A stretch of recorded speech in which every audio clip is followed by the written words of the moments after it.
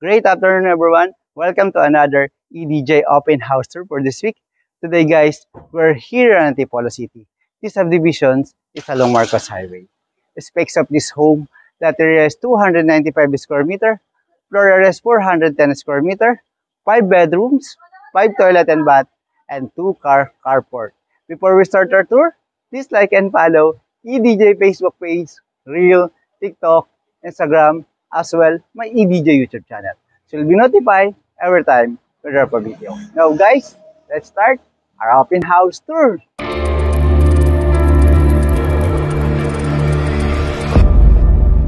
From the street level of this property, as you can see, we have a 4-folded gate, pedestrian gate, at may pocket garden ka. This house and lot is consists of 2-story single house and lot. Now guys, let's go inside of this home.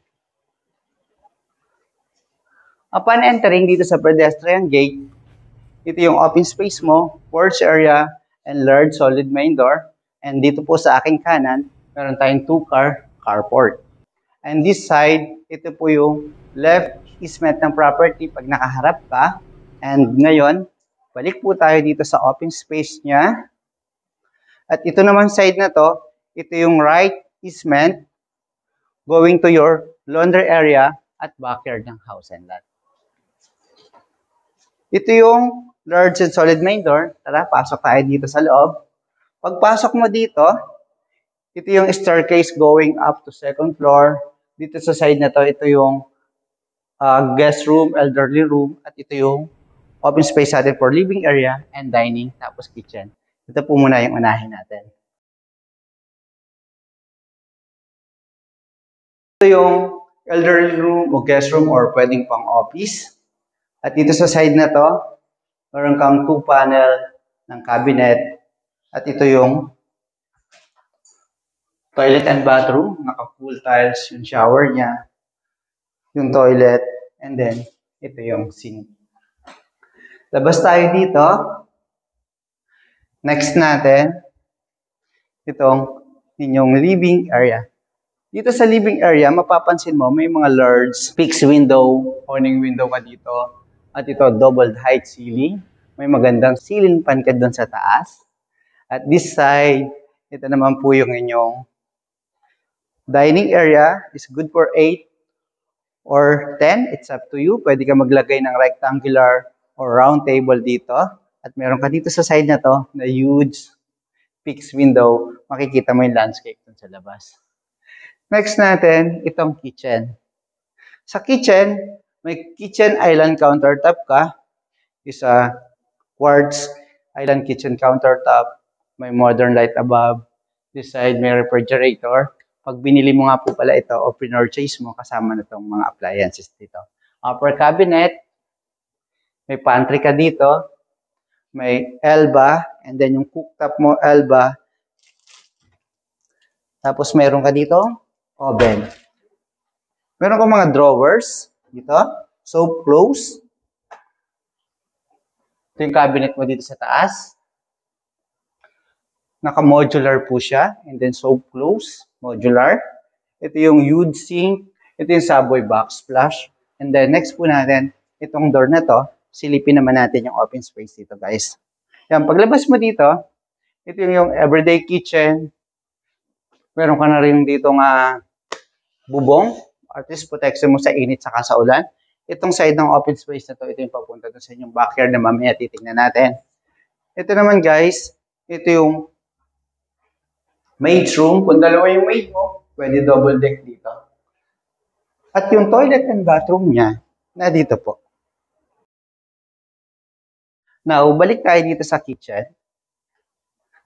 Sa kitchen island countertop, dining area. At ito, meron tayong sliding glass door. Papunta dito sa inyong backyard. Ang ganda naman, lawak.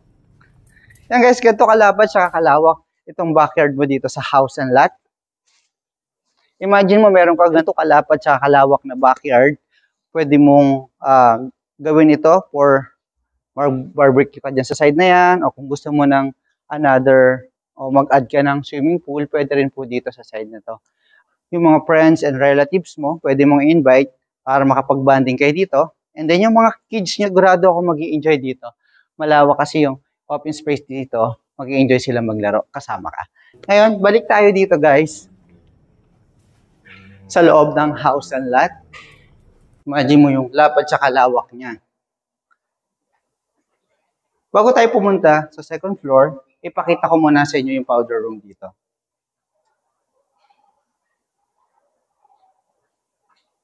We're done na po tayo dito sa ground floor at nakita natin yung exterior. Ito yung staircase, yung step natin dito ay solid wood, mahogany wood. At dito, meron kang box garden. Yung handle mo dito is steel. Meron ka dito mga huge fixed window. Yan, kapag nandito ka sa taas, ang ganda ng open space niya. Ito yung ceiling fan na nakita natin mula doon sa ground floor. At dito, meron kang family area. Dito sa family area na to guys, yan, lagay ka lang dito ng couch, center table, tapos dito nakalagay yung mga shelving mo, tapos yung TV, banding mo yung mga anak mo dito. Pero kung gusto mo pa ng another bedroom, pwede mo rin naman itong i-convert. Yan po ay depende po sa magiging design dito sa house na. Again, dito po sa second floor, meron po tayo ditong 3 bedrooms with on toilet and bathroom. Ngayon, tingnan po muna natin itong isang bedroom. Dito, both side, painted po siya. Isa white and then blue paint. Tapos meron ka doon fixed window. And meron ka naman dito sa side na to, meron kang 4 panel ng cabinet. Study area. At ito yung toilet and bathroom. Sa toilet and bathroom, yan, naka full tiles, high ceiling, yung shower, yung sink, tapos yung toilet mo dito with bidet. Ngayon, labas tayo dito sa bedroom 2 natin at puntahan naman po natin dito yung susunod na bedroom. Ang ganda ng hallway niya, no? Ang ganda ng pagkaka-open space niya, napakalawak. Next natin dito sa bedroom na to, both side, meron siyang awning window and fixed window. Same lang to sa isang bedroom, meron siyang 4 panel cabinet. Tapos meron din siya dito ang study area. And ito naman po yung toilet and bathroom. Sa design and materials na ginamit, same lang siya dun sa unang toilet and bathroom na nakita natin. Dito sa bedroom na to, may ceiling fan na siya dyan sa taas. Labas tayo dito, and next naman natin yung master bedroom.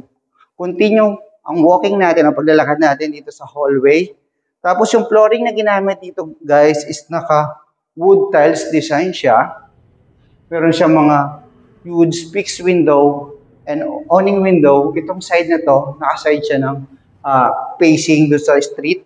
At dito naman, ito yung nasa side po ng right basement ng property. Yung ceiling fan, dito sa side na to is yung balcony. Pero bago tayo pumunta doon, dito po muna tayo sa walk-in closet, toilet and bathroom. Ito yung walk-in closet niya. And ito yung toilet and bathroom. Sa toilet and bathroom, ganito siya kalapad sa kakalawak. Yung shower niya, sakto yung taas. Meron mas ditong ventilation. Ito yung toilet mo. Ito yung malapad na sink. Naka full tiles. Yan, labas tayo dito. Ito yung balcony. May ceiling fan siya dyan.